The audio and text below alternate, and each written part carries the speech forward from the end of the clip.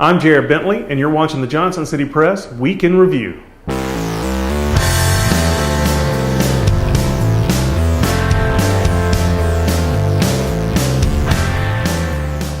We may finally be looking at passenger rail service as a reality in the Tri-Cities, and sooner rather than later.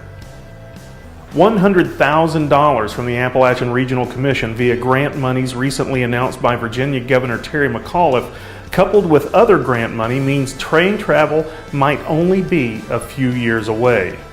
Bristol, Virginia's train station, rehabilitated in recent years and used as offices just next to the state line sign on Main Street, would serve as the Tri-Cities stop should plans go through.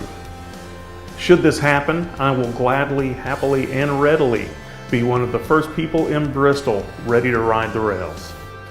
Nuclear Fuel Services has had two big announcements from the past week. On Thursday, NFS announced they will receive between 15% and 20% of a $3.1 billion nuclear fuel and component manufacturing contract, or more than $465 million, to manufacture nuclear fuel for the U.S. Naval Nuclear Propulsion Program. The contract follows last week's announcement of a $241 million government contract awarded to NFS to downblend highly enriched uranium for the Department of Energy's National Nuclear Security Administration.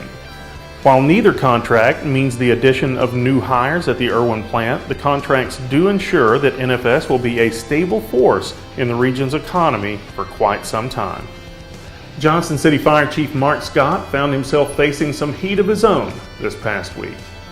Scott was verbally reprimanded by City Manager Pete Peterson about locker room behavior with employees when he was a captain after a harassment complaint was filed last year, but no other action was taken on the matter. The reprimand came after an internal investigation into allegations of harassment by Scott, who was named chief in September 2011, toward a fire lieutenant, Tommy Varon.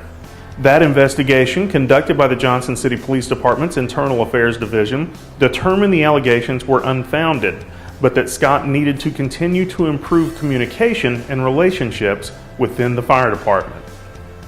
For future reference, for anyone who's going to get carded for anything, be it alcohol, cigarettes, to get into an establishment, don't use a firearm as proof of your age.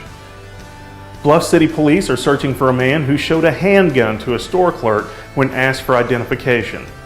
According to a press release, a white man entered the Scotchman convenience store on 11E early Saturday morning and attempted to purchase some beer. When the clerk asked the man for identification, the man allegedly pulled a black handgun from the back of his waistband, held it in the air, and reportedly asked, "Will that do?" The man left the store after police were called. Thanks for watching the Week in Review. I'm Jared Bentley. We'll be here next week, so if you would, come back and check us out.